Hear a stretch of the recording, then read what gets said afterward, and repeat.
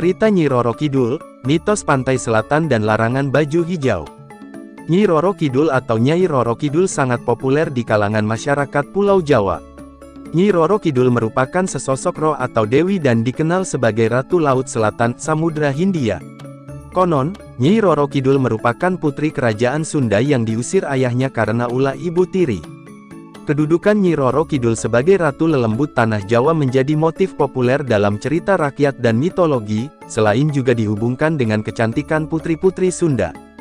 Masyarakat Sunda mengenal legenda mengenai penguasa spiritual Laut Selatan Jawa Barat yang berwujud perempuan cantik yang disebut Nyi Rara Kidul.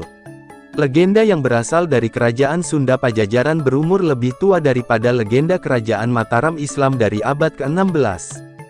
Meskipun demikian, penelitian antropologi dan kultur masyarakat Jawa dan Sunda mengarahkan legenda Ratu Laut Selatan Jawa kemungkinan berasal dari kepercayaan animistik prasejarah yang jauh lebih tua lagi, Dewi Prahindu-Buddha dari Samudra Selatan.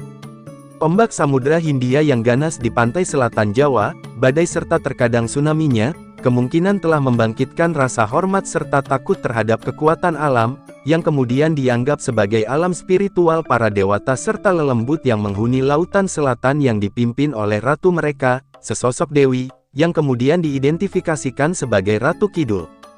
Selain ombak besar dan sejumlah misteri yang belum terungkap, pantai selatan memiliki sisi mistis yang sangat kuat. Karenanya, hingga sekarang di zaman modern ini pun masyarakat masih kerap mempertanyakan asal-muasal legenda Nyi Roro Kidul tersebut. Masih dijumpai hingga kini masyarakat melakukan ritual di pantai selatan. Dalam Kamus Besar Bahasa Indonesia KBBI, mitos adalah cerita suatu bangsa tentang dewa dan pahlawan zaman dahulu, mengandung penafsiran tentang asal-usul semesta alam, manusia, dan bangsa tersebut, mengandung arti mendalam yang diungkapkan dengan cara gaib. Sebuah artikel Lembaga Ilmu Pengetahuan Indonesia, LIPI, menyebutkan, masyarakat sebetulnya mempunyai pengetahuan berbasis kearifan lokal dalam bentuk mitos dan dongeng untuk menyikapi terjadinya bencana. Mitos dan dongeng sebetulnya bentuk keingintahuan masyarakat pada masa lalu terhadap peristiwa alam. Penemuan fakta sains memang dapat berkembang dari mitos. Mitos Nyi Roro Kidul. Laut Selatan selalu dihubungkan dengan keberadaan Nyi Roro Kidul. Mitos ini melegenda dalam kehidupan masyarakat yang mempercayai bahwa Nyi Roro Kidul merupakan penguasa Laut Selatan. Dia digambarkan sebagai sosok wanita berparas cantik dan bergaun hijau. Di Laut Selatan, dia memiliki tahta pada kerajaan besar yang terdiri atas para lelembut atau makhluk halus. Berbagai ritual kerap dilakukan warga di sekitar pantai selatan sebagai ungkapan terima kasih kepada Nyi Roro Kidul. Terkait mitos Nyi Roro Kidul, memang belum ada penjelasan ilmiah yang dapat mematahkan kisah tersebut. Namun, sebuah penelitian mampu menjawab kejadian gelombang besar yang konon terjadi di Laut Selatan dan ada hubungannya dengan Nyi Roro Kidul. Dikisahkan, Panembahan Senopati yang merupakan pendiri kerajaan Mataram Islam pergi mencari bantuan ke penguasa Laut Selatan serta penguasa Gunung Merapi, ketika kerajaannya akan diserang oleh kerajaan Pajang. Bantuan tersebut pun direstui.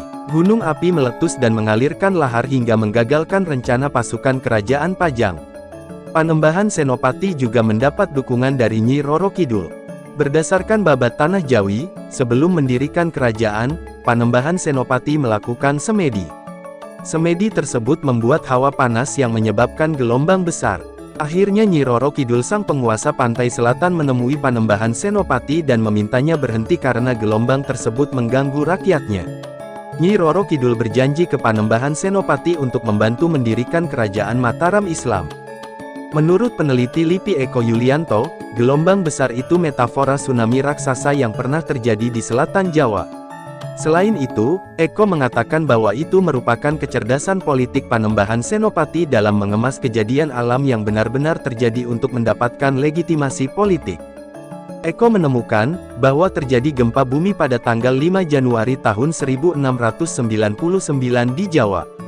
Gempa tersebut kemungkinan besar berasal dari jalur subduksi di selatan Jawa. Terdapat waktu-waktu yang sesuai antara temuannya itu dengan kisah percintaan Nyi Roro Kidul dan Panembahan Senopati. Gelombang besar dan gunung meletus di Jawa diperkirakan terjadi sekitar 400 tahun lalu. Hal tersebut berdasarkan penelitian jejak bencana. Berarti hal ini sesuai dengan peristiwa penyerangan Kerajaan Pajang terhadap Panembahan Senopati pada 1584. Kemudian Panembahan Senopati bertemu dengan Nyi Roro Kidul. Akhirnya terjadi peristiwa gunung meletus dan tsunami yang menyebabkan Kerajaan Pajang kalah. Larangan berpakaian hijau. Mitos larangan berpakaian warna hijau di pantai selatan sudah melegenda pada masyarakat Indonesia. Konon, jika terdapat pengunjung yang nekat menggunakan pakaian hijau, maka dia dapat dijadikan sasaran oleh Nyi Roro Kidul untuk ditarik ke dalam istana gaibnya. Selain itu, orang itu juga akan dijadikan sebagai salah satu pelayan Nyi Roro Kidul. Namun larangan tersebut dapat dijelaskan dengan kacamata sains dan fakta sains. Dalam ilmu pengetahuan, air laut memang tampak berwarna biru. Tetapi dasar laut yang terdiri atas karang, rumput laut, hingga pasir yang terkena sinar matahari akan membuat air laut berubah terlihat keruh hingga berwarna kehijauan. Warna pantai laut selatan berbeda dengan warna laut lainnya yang kebanyakan berwarna biru bersih. Pantai selatan didominasi oleh ombak laut yang tinggi, serta besar dengan didominasi warna hijau. Maka ketika ada pengunjung yang terseret ombak serta menggunakan pakaian hijau, hal ini tentu akan menyulitkan tim SAR dalam pencarian. Orang hilang. Pantai selatan Jawa dikenal sebagai pantai yang berbahaya. Di pantai selatan seringkali orang hilang ketika berenang di laut. Masyarakat meyakini bahwa hilangnya pengunjung tersebut karena Nyai Roro Ratu Kidul. Namun, fakta kenapa banyak orang hilang di pantai selatan ini dapat dijelaskan oleh ilmu pengetahuan. Dunia sains mengenal adanya fenomena yang disebut sebagai rip current atau arus pecah. Arus yang mematikan ini dapat ditemukan di laut dengan ombak besar seperti di pantai selatan Jawa. Arus pecah dapat terjadi akibat dua gelombang atau lebih yang bertemu serta menerjang bibir pantai. Melansir Jurnal Oceanography pada 2015 yang diterbitkan oleh Universitas Diponegoro, rip current bergerak dari pantai menuju laut dan dapat terjadi setiap hari dengan kondisi bervariasi, mulai dari kecil hingga paling berbahaya.